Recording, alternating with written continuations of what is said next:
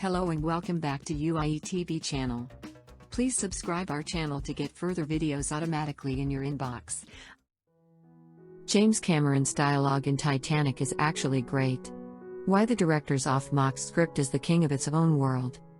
Right now some of you are probably thinking that James Cameron's dialogue in Titanic is actually great cannot possibly be true, and this is clearly a clickbait story, and there's no way you'll be shaken from your belief that the 1997's film script belongs at the bottom of the North Atlantic.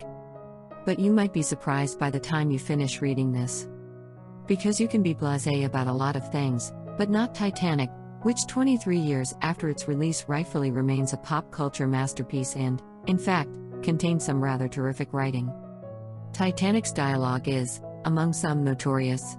What really brings on the tears is, writer-director Cameron's insistence that writing this kind of movie is within his abilities. It isn't even close, opined LA Times' Kenneth Turan. Titanic carries some stinkers that wouldn't make the final draft of a Days of Our Lives script, wrote Slate's David Edelstein.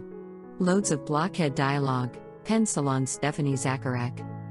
The issue here is what makes a screenplay great in the first place.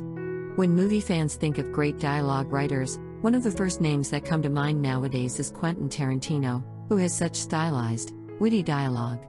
Or they think of sober, dramatic, award-winning films, like Moonlight and The Godfather.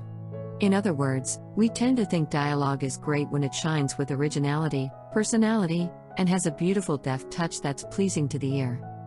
But there is another, arguably more important, job that a screenplay has: to be effective. A script isn't meant to be solemnly read aloud in front of a fireplace. Its job is to introduce characters, to make you care about them, to move the story along and keep you gripped and entertained. The dialogue in Titanic largely isn't great in the traditional literary sense. But it's absolutely fantastic in terms of its effectiveness. Within seconds of meeting Jack Dawson, Rose DeWitt Bukater, and Cal Hockley, you know precisely who they are and what they want. Vagabond Jack, Leonardo DiCaprio, immediately reveals his poverty, lack of education, and gung-ho spirit. When you got nothing to lose. Rose, Kate Winslet, quickly shows her desperation and initial tone-deaf privileged attitude in voiceover. It was a ship of dreams to everyone else. To me, it was a slave ship, taking me back to America in chains. And her fiancé Cal, Billy Zane, demonstrates his unapologetic douchebaggery. It's 100 feet longer than the Mauritania, and far more luxurious, and your daughter is far too difficult to impress. Most blockbusters likewise have dialogue that's more effective than literary. To quote another wonderfully effective embellished historical drama, 2000's Gladiator, it's like when Commodus gripes to his father Marcus Aurelius, "I have other virtues, but none of my virtues were on your list." Effectiveness isn't a virtue that's on the list of most moviegoers, especially critics. It's like a commercial dark side virtue. But it's a component that's essential to making a film that isn't rambling and self-indulgent. And few blockbusters demonstrate effectiveness versus literary as well as Titanic, because the film was, on one hand, so incredibly successful, yet its dialogue is so often teased. I mean, Jack, I want you to draw me like one of your French girls. The mockery is partly due to many Titanic lines being pretty on the nose. Like, so on the nose they punch you in the face. In his first scene, Cal declares, in a line purportedly to have once been uttered by an actual Titanic deckhand, "It is unsinkable. God himself could not sink this ship." Now, is that subtle? Not at all. But it spells out the drama of what's to come and the theme of man's hubris, and sort of makes us want to see the ship sink just to prove this jerk wrong, all in just 10 words. There are so many others, lines not subtle, but ridiculously punchy and effective. Assuming you're ready to go back to Titanic, here are a few. First Officer Murdoch, your money can't save you any more than it can save me. Ruth DeWitt Bukater, we are women, our choices are never easy. Wallace Hartley, gentlemen, it has been a privilege playing with you tonight. Captain Smith, well, I believe you make it your headlines, Mr. Ismay. Rose, the water is freezing and there aren't enough boats. Not enough by half. Half the people on this ship are going to die. Cal, not the better half. Each is a memorable haymaker that dramatically works as hard as those massive churning pistons in the RMS Titanic's engine room. Titanic is stuffed with such quotable iconic lines that fans remember and cite decades later.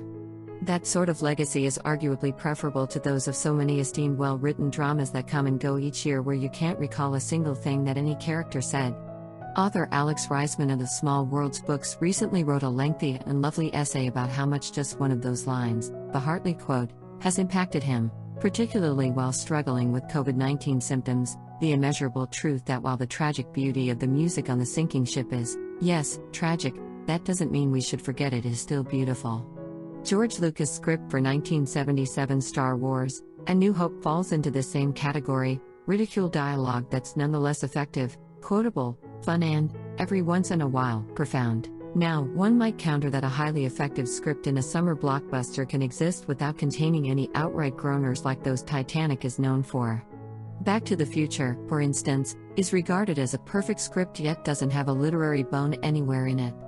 While Titanic has notorious lines, like these. Jack, where to, miss?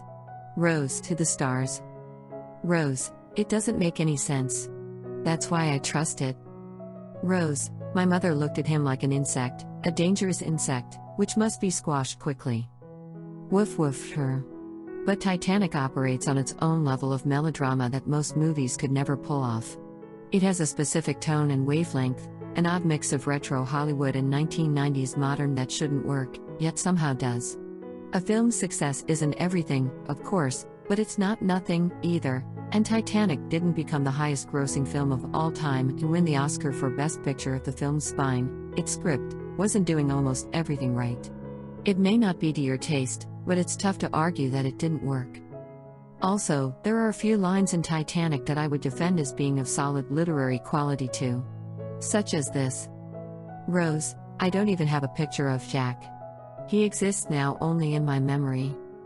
That's a legitimately haunting, romantic line. And the film's final scene of Rose joining the ghosts of Titanic is something most filmmakers would be rightly and utterly terrified to put into a film. The movie abruptly goes from being a historical action drama into the supernatural realm in its final minutes, yet it's profoundly moving, successfully marrying actual Titanic wreck footage with the film's romantic fiction. Cameron was trying to make a movie that honored a terrible tragedy while still delivering a massive hit.